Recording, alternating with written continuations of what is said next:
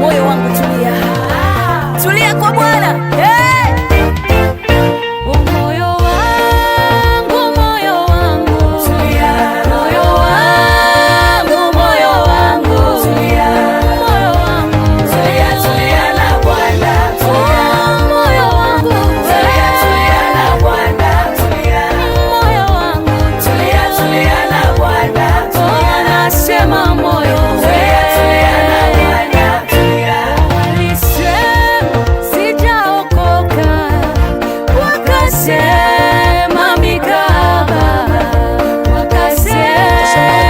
Kukaribisha katika kipindi zetu za siri ya msamaha wa dhambi, ukiletewa na Pastor Ibrahim kutoka kanisa ya Righteousness of God Ministry.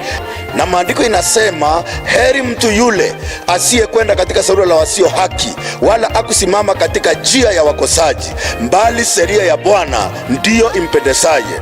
Na atakuwa kama mti uliopandwa kando kando ya vijito vya maji, ambao huzaa matunda yake wakati wake, na lolote ufanyalo litafanikiwa.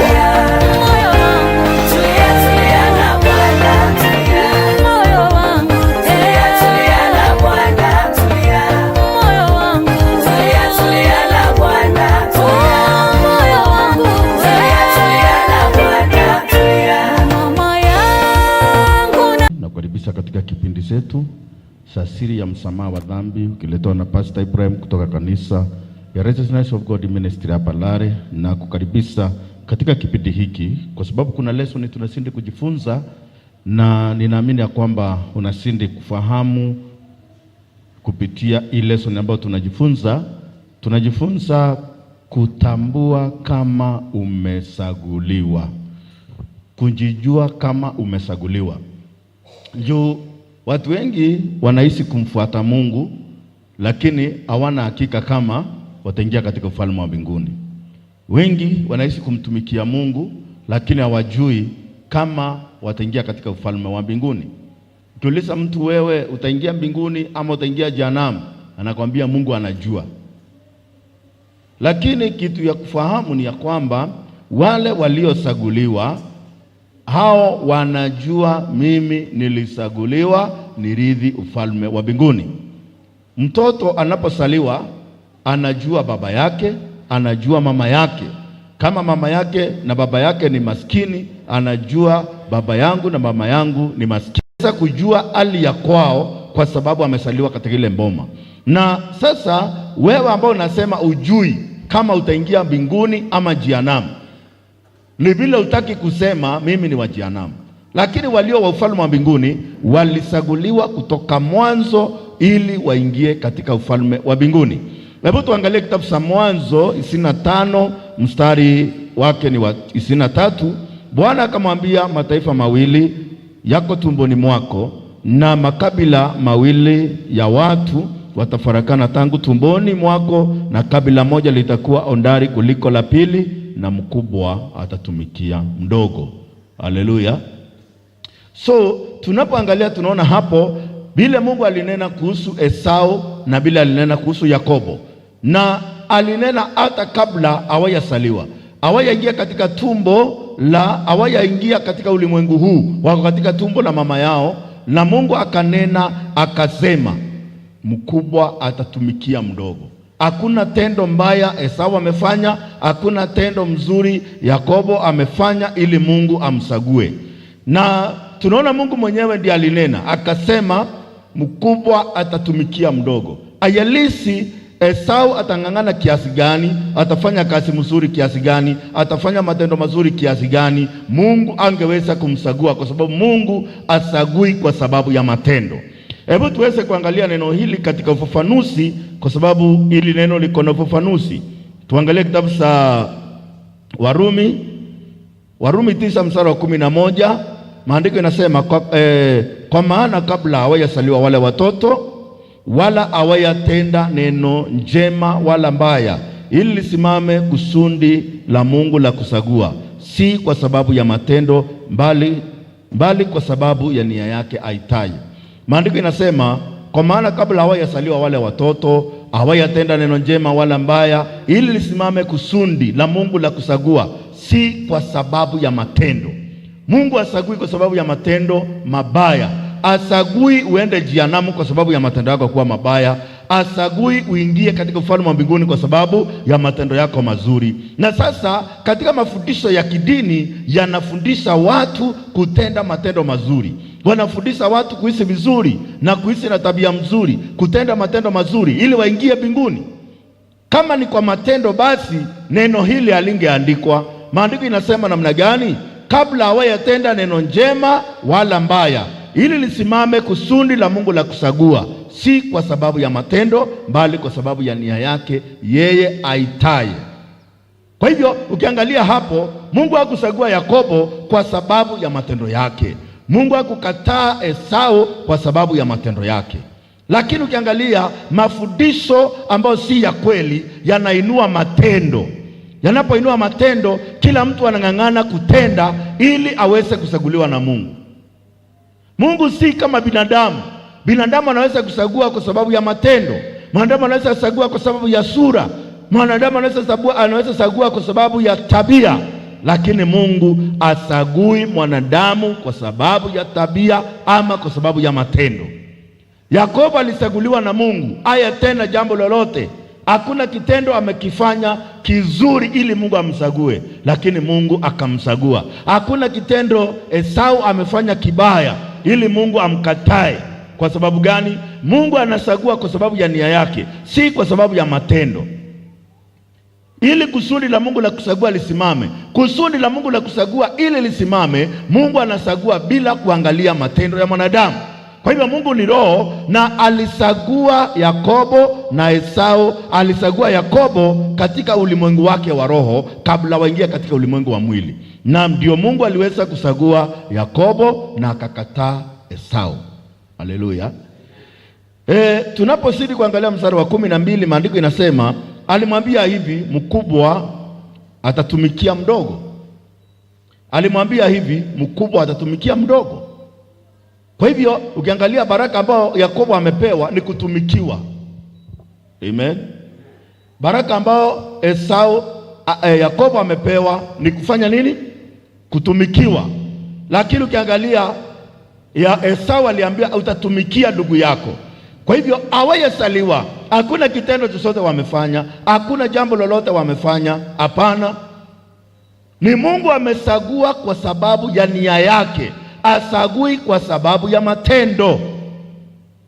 Tukiangalia mstari wa 13, kama ilivyoandikwa, nimempenda Yakobo bali Esau nimemchukia. Biblia inaongea kuhusu watu wawili. Kutoka mwanzo Biblia inaongea kuhusu watu wawili. Inaongea kuhusu Kaini na Abeli. Inaongea kuhusu Yakobo na Esau. Inaongea kuhusu mnywesaji na mwokaji. Kwa hivyo ukiangalia Biblia inazungumzia watu wawili. Hata ukiangalia pale msalabani kuna wezi wawili, mmoja anaokolewa, mwingine haokolewi. Mwokaji aliangamizwa, mnywesaji ndiye huyo akaweza kuhifadhiwa, akaweza kuwa hai na akarudishwa katika kasi yake. Ukiangalia Kaini alimuua ndugu yake. Ukiangalia hapa unaona kuna Yakobo na Esau. Esau anakataliwa, Yakobo anakubaliwa. Kwa sababu gani? Mungu asagui kwa sababu ya matendo. Mungu ategemei matendo ili kusagua mwanadamu. Mungu anasagua mwanadamu kwa sababu ya nia yake yeye mwenyewe. Haleluya. Kama ilivyoandikwa, nimempenda Yakobo bali nimemchukia Esau. Mstari wa 14, maandiko inasema, tuseme nini basi? Kuna udhalimu kwa Mungu? La asa.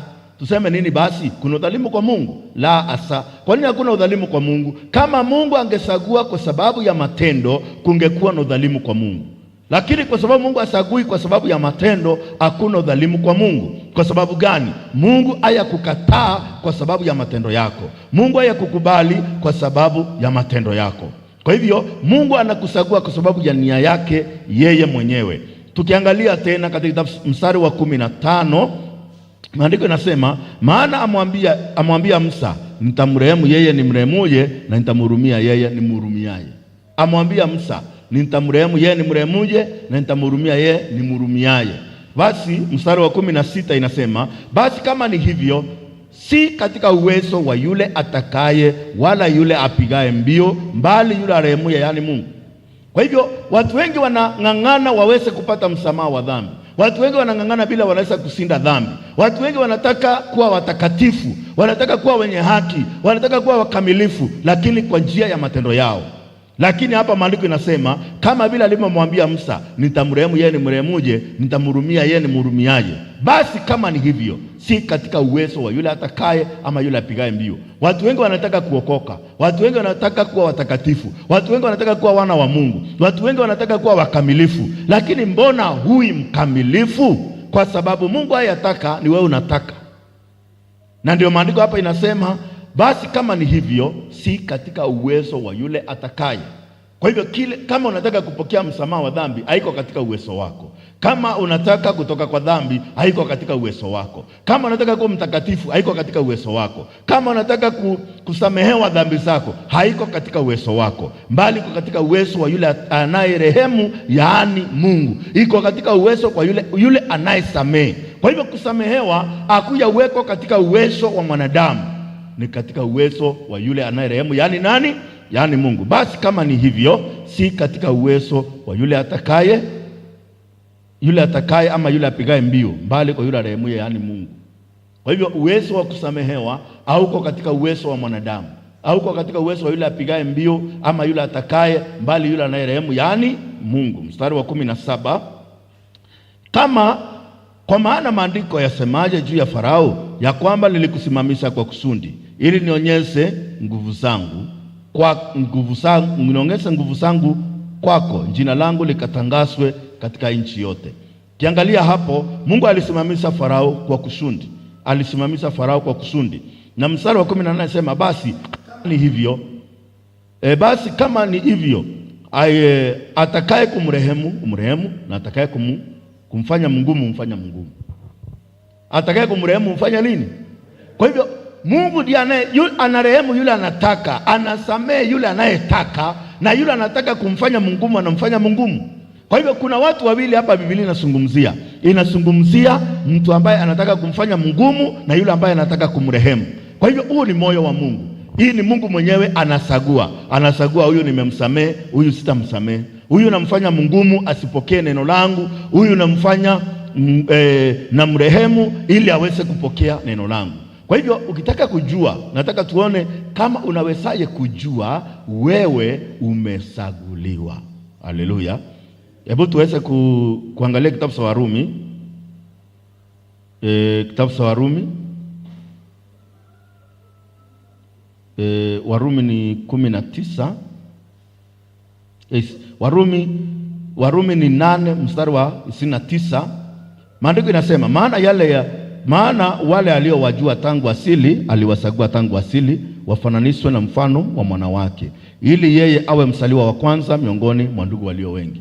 Kwa hivyo ukiangalia wale aliowajua tangu asili aliwasagua tangu asili wafananishwe na mfano wa mwana wake, ili yeye awe msaliwa wa kwanza miongoni mwa ndugu walio wengi. Kwa hivyo ili wafananishwe na mfano wa mwana wake ako na sura ina gani?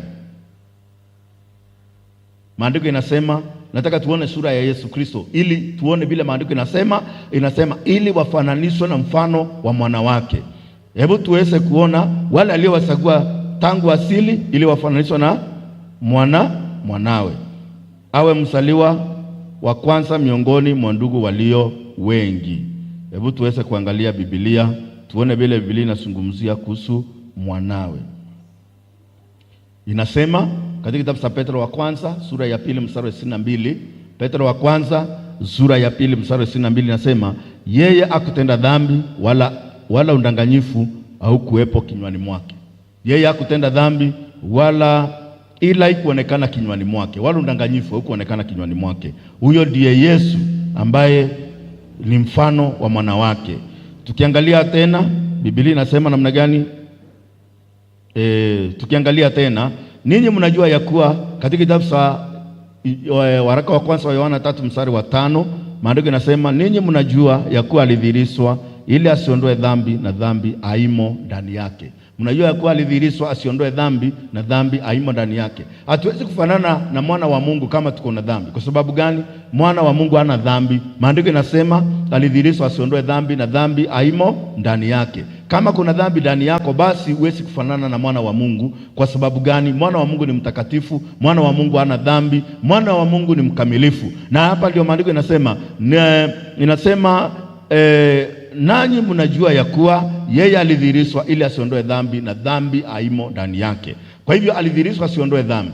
Anapoondoa dhambi ndani ya moyo wako, hapo ndio unaweza kufanana na mfano wa mwana wake. Kwa sababu gani? Yesu ni mtakatifu, Yesu ni mkamilifu, hakuwa na dhambi. Tukiangalia kitabu cha Mathayo, kitabu cha Mathayo 5 mstari wa 48, maandiko inasema hivi: basi ninyi iweni wakamilifu kama Baba yenu wa mbinguni alivyo mkamilifu. Kwa Kiswahili kingine inasema mtakuwa wakamilifu kwa maana Baba yenu ni mkamilifu. Sasa ukamilifu, tunaweza kukamilika namna gani? Tunaweza kukamilika namna gani ili tuweze kuwa wakamilifu kama Baba yetu wa mbinguni alivyo mkamilifu? Tuangalie Biblia tuone vile tunaweza kuwa wakamilifu. Maandiko inasema namna gani? Maana katika kitabu cha Waebrania 10 mstari wa 14, maandiko inasema maana kwa toleo moja amewakamilisha hata milele au wanaotakazwa. Maandiko inasema kitabu cha Mathayo sura ya 5 mstari wa 48, maandiko inasema mtakuwa wakamilifu kwa kuwa Baba yenu ni mkamilifu. Na hapa maandiko inasema kwa toleo moja amewakamilisha hata milele au wanaotakazwa. Kwa hivyo ili tuweze kufanana na mfano wa mwana wake, ilibidi Yesu akuje ambaye hakutenda dhambi, ana dhambi, ili aweze kuondoa dhambi ndani ya mioyo yetu, ili tuweze kufanana na yeye. Watu wale ambao walichaguliwa kutoka mwanzo, walichaguliwa waweze kufanana na mfano wa mwana wake. Na mwana wake ana dhambi, mwana wake ni mkamilifu, mwana wake ni mtakatifu, mwana wake ni mwenye haki. Kwa hivyo ndio unaona hapa maandiko inasema katika kitabu cha waraka wa kwanza wa Yohana 3 mstari wa 5, imesema namna gani? Imesema alidhihirishwa asiondoe dhambi, na dhambi haimo ndani yake. Kwa hivyo alidhihirishwa asiondoe dhambi ndani yetu ili tuweze kufanana na yeye. Haleluya. Na maandiko inazungumzia kuhusu ukamilifu, lakini wale hawajachaguliwa wanasema hakuna mwanadamu mkamilifu. Wale ambao hawajakamilika wanasema hakuna mwanadamu mkamilifu chini ya jua. Kwa sababu gani? Hawajakamilishwa, hawajasoma hii Biblia na hawajaamini neno la Mungu. Kwa sababu wale wamechaguliwa wamepewa uwezo wa kuamini neno la Mungu. Na hapa maandiko inasema kwa toleo moja amewakamilisha hata milele au wanaotakaswa. Sijakamilika kwa sababu ya matendo yangu, sijakamilika kwa sababu ya juhudi yangu, sijakamilika kwa sababu nimetubu, nimeomba msamaha, nimetenda matendo mazuri. Hapana, nimekamilika kwa sababu ya toleo moja ambayo Yesu Kristo alitoa mara moja. Haleluya. Mimi sijakamilishwa na matendo yangu. Kusema mimi ni mkamilifu si ya kwamba nimejikamilisha ama nimefanya matendo mazuri mpaka nikakamilika. Hapana, nimekamilishwa. Kuna tofauti ya wewe kujikamilisha na kukamilishwa hata milele. Haleluya. Kwa hivyo dhabihu ambayo Yesu Kristo alitoa imenikamilisha hata milele, imewakamilisha hata milele au wanaotakazwa. Kwa hivyo dhabihu ambayo Yesu Kristo alitoa ndio imenifanya mkamilifu, imenifanya mtakatifu. Kwa hivyo wale ambao hawajachaguliwa na wale ambao hawajachaguliwa waamini kweli, hawawezi kuamini hii neno bila linasema nimekamilika hata milele. Haleluya. Kuna mambo yanasumbua hata watu wanaoenda kanisani. Imagine mtu anaenda kanisani, tuseme kwa mfano huyu mtu alikuwa mwishi, alikuwa mlevi, alikuwa muuaji, alikuwa mkora, aseme mimi nimeokoka, aende kanisani. Anapoenda kanisani, anaishi kanisani, ameokoka tabia, lakini moyo hujabadilika. Ukimuuliza wewe ni mtakatifu? Hapana, hakuna mtakatifu. Na wakati ulikuwa unaiba, ulikuwa nani? Si bado ulikuwa mwenye dhambi? Na sasa umeenda kanisani, umekuwa mwenye dhambi. Useme wewe ni mtakatifu, hiyo ni kanisa kweli? Hiyo ni wokovu? Wokovu ni wakati ambapo unajielewa, wakati nilikuwa sina Yesu, wakati sikuwa nimekutana na Yesu Kristo na injili ya ukweli, nielewa vile dhambi zangu zilioswa, nilikuwa mwenye dhambi. Lakini baada ya kukutana na injili ya kweli na kukutana na Yesu Kristo, mimi sina dhambi, mimi ni mtakatifu. Sura mstari wazi kati ya maisha yako ya zamani na maisha yako ya sasa. maisha yako ya zamani, au kutoka katika maisha yako ya zamani kwa sababu uling'ang'ana kutoka, ulitolewa. Na mwenye alikutoa akakuja akakutakasa. Na alipokutakasa akakukamilisha. Ndio unasikia mtu ako kanisani lakini anasema mimi si mtakatifu. Huyu mtu ambaye anasema si mtakatifu, ukimuuliza Biblia ambayo unaisoma ni takatifu. Biblia ni takatifu ama si takatifu? Biblia ni takatifu. Haleluya. Okay, Biblia imeandikwa na watu wenye dhambi ama watakatifu? Hata ukikuja katika Agano Jipya, ukifungua Biblia yako hapo juu, unaona Agano Jipya kitabu cha kwanza ni Mathayo. Mathayo mtakatifu. Sasa wewe unasoma kitabu kimeandikwa na Mathayo mtakatifu na wewe ni mwenye dhambi. Mnaweza endanisha? Unasoma Marko mtakatifu na wewe unasema mimi si mtakatifu? Si mtakatifu. Unasoma Luka mtakatifu na wewe uangalie uone Luka alikuwa mtakatifu. Na wewe unaposoma unasema mimi ni mwenye dhambi. Unasoma Yohana mtakatifu. Lakini wewe useme wewe ni mtakatifu kwa sababu gani? Huwezi kupokea neno la utakatifu kama haujajaliwa. Ni Mungu anakujalia kupokea neno ya kwamba mimi ni mtakatifu. Na maandiko inasema kitabu cha Petro wa kwanza, maandiko inasema mtakuwa watakatifu kwa kuwa mimi ni mtakatifu. Kwa hivyo ukiangalia Petro inasema, Petro wa kwanza sura ya kwanza mstari wa 16, kwa maana imeandikwa mtakuwa watakatifu kwa kuwa mimi ni mtakatifu. Kwa maana imeandikwa mtakuwa watakatifu kwa kuwa mimi ni mtakatifu. Kwa hivyo siwezi kuwa mtakatifu kwa sababu nimejitakasa, nimetakazwa. Waebrania 10 mstari wa 10. Maandiko inasema katika mapenzi hayo tumepata utakaso kwa kutolewa mwili wa Yesu Kristo mara moja tu. Kwa hivyo wale Mungu aliowajua tangu asili, aliwasagua tangu asili. Na alipowasagua akawahesabia haki, na wale aliowahesabia haki akawatukuza. So ukiangalia hapa unaona Mungu anakuita, anakusagua, anakuhesabia haki, anakuosha dhambi zako. Kwa hivyo kuosha dhambi zako hakutokani na juhudi yako, hakutokani na bidii yako, kunatokana na Mungu mwenyewe kukutakasa dhambi yako. Lakini siku hizi dini inafundisha kujitakasa, inafundisha kujiosha dhambi. Kwa sababu gani? Hii injili huwezi pokea kama hujachaguliwa. Nikwambia ukweli, huwezi amini hauna dhambi kama hujachaguliwa. Watu wale hawajachaguliwa hawawezi kuamini, hata ng'ang'ane kuamini hawezi. Kwa sababu gani? Hajachaguliwa. Wale wamechaguliwa ndio wana uwezo wa kuamini kwa sababu wamepewa nguvu ya kuamini. Wale hawajachaguliwa hawawezi kuamini. Kwa sababu gani? Hawajachaguliwa. Maandiko inasema mtakuwa watakatifu kwa kuwa mimi ni mtakatifu. Ukiangalia kitabu cha Waebrania 12, maandiko inasema namna gani? 12 mstari wa 14. Inasema tafuteni kwa bidii kuwa na amani na watu wote na huo utakatifu ambao hapana mtu atakayemuona Bwana asipokuwa nao. Unataka kumuona Mungu? Watu wanataka kuona Mungu, lakini wanataka kuona Mungu wakiwa wenye dhambi. Kuna mwenye dhambi anaweza kuona Mungu kweli? Maandiko inasema tafuteni kwa bidii kuwa na amani na watu wote na huo utakatifu ambao hakuna atakayemuona Mungu asipokuwa nao. Huwezi kumuona Mungu bila utakatifu. Na utakatifu si wa kujitakasa, ni wa kutakaswa. Na ndio kitabu cha Wakorintho inasema namna gani? Wakorintho wa kwanza 6 mstari wa 11. Baadhi yenu mlikuwa watu wa namna hii, lakini mlioswa, lakini mlitakaswa, lakini mlihesabiwa haki katika jina la Bwana wetu Yesu Kristo. Kwa hivyo ukiangalia hakuna mahali Biblia inasema ukajitakase, inasema umeoswa, umetakaswa, umehesabiwa haki. Na ukiangalia Waebrania sura ya 2 mstari wa 11 inasema yule anayetakasa na wale wanaotakaswa wote watoka kwa mmoja. Kwa hivyo ni haya kuwaita ndugu zake. Kwa hivyo ukiangalia Biblia inaongea kuhusu kutakaswa. Na Yesu akasema katika kitabu cha Yohana 15 mstari wa 3. Alisemaje? Yohana 15 mstari wa 3. Alisema mmekuwa safi kwa sababu ya lile neno nililowaambia. Kwa hivyo hatuwezi kuwa safi kwa sababu ya kujitakasa, kwa sababu ya lile neno Yesu alituambia. Na wale ambao walichaguliwa kutoka mwanzo, walichaguliwa waamini kweli. Haleluya.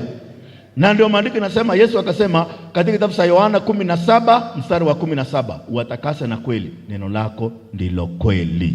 Haleluya. Watakase na kweli, neno lako ndilo kweli. Kwa hivyo hatuwezi jitakasa. Ukiangalia Matendo ya Mitume 15 mstari wa 9, Matendo ya Mitume 5:19 inasema namna gani? Maandiko inasema akufanya tofauti kati ya sisi na wao, akasafisha mioyo yetu kwa imani. Akufanya tofauti kati ya sisi na wao, akasafisha mioyo yetu kwa imani. Kwa hivyo mioyo yetu hatusafishi mioyo yetu. Ukiangalia ili tuweze kuwa na imani itakasa mioyo yetu. Kitabu cha Warumi 10:17.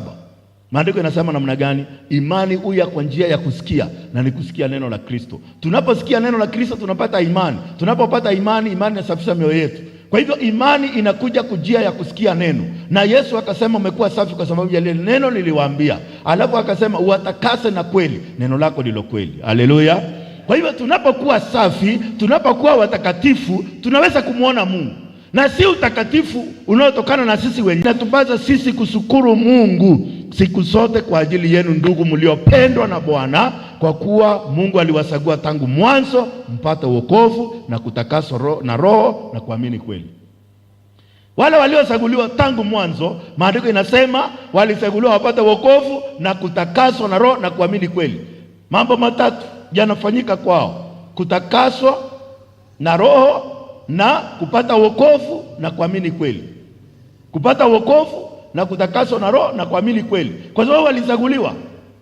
Wale waliochaguliwa wanaamini habari, wanaamini kutakaswa, wanaamini kuhesabiwa haki, wanaamini mimi ni mtakatifu. Kwa sababu gani? Nimetakaswa. Kwa hivyo ukiona wewe unapinga habari ya kutakaswa, ya kusamehewa dhambi, wewe umepewa nguvu ya kupotea, kwa sababu wewe si wa ufalme. Haleluya. Wale waliochaguliwa walichaguliwa waende wapi? Soma kitabu cha Mwisho. Tutaendelea na hii topic katika kipindi kijazo, lakini hebu tusome kitabu cha Mathayo Mathayo 25 mstari wa 34. Maandiko inasema kisha mfalme atawaambia wale walioko katika mkono wake wa kulia, Njooni nyinyi mliobarikiwa na Baba yangu, murithi ufalme uliowekwa tayari tangu kuumbwa ulimwengu. Ndipo mfalme atawaambia wale walio mkono wake wa kulia, Njooni nyinyi mliobarikiwa, murithi ufalme uliowekwa tayari tangu kuumbwa ulimwengu. Wale wanaingia katika ufalme wa Mungu. Mungu aliwachagua hata kabla misingi ya dunia kuwekwa. Sasa swali ndio hii, mpendwa mtazamaji, na hapa kanisani jiulize, je, mimi nimechaguliwa niende wapi? Je, nimechaguliwa niamini uongo ama niamini ukweli? Ukitaka kujua kama umechaguliwa, uamini gani? Wakati unaposema mimi ni mwenye dhambi, wewe umechaguliwa uamini uongo. Na kama unakiri, umesikiza injili, unakiri, Yesu alibeba dhambi zangu, mimi sina dhambi, mimi Yesu alinitakasa, damu yake iliyomwagika msalabani ili nioshe dhambi zangu zote, mimi sina dhambi, jua vizuri wewe ulichaguliwa uingie katika ufalme wa mbinguni. Haleluya. Kwa hivyo tutaendelea na hii topic katika kipindi kijacho, na Mungu atasindi kutukuzwa, na kila mmoja wenu ataweza kutambua kama amechaguliwa au la. Tushukuru mtakatifu na mkombozi wetu Yesu Kristo, tunakushukuru kwa sababu ya neema yako na fadhili zako Bwana wa majeshi unazosindi kutufunulia kila kukisha. Asante kwa sababu ya mpendo mtazamaji amefuatilia programu hii. Naamini ya kwamba neno hili limesaingia ndani ya moyo wake na limesampatia mabadiliko ndani ya moyo wake, na Bwana wa majeshi wale ambao wamechaguliwa wamesikia sauti yako na kuipokea. Kwa imani katika jina la Yesu Kristo tumeomba. Amen. Mungu akubariki mpendo mtazamaji. Amen.